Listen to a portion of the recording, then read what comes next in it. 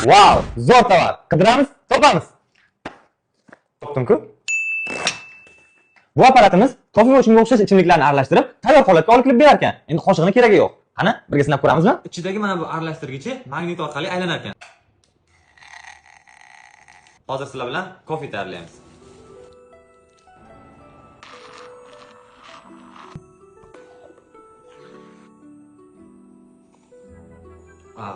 Zo'r. Hozir sportchilarimiz uchun tuxumdan protein tayyorlab ko'ramiz.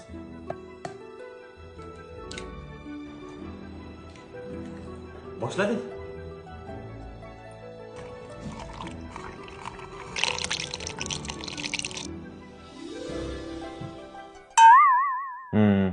Sportchilarimiz qanaqa bichar ekan buni?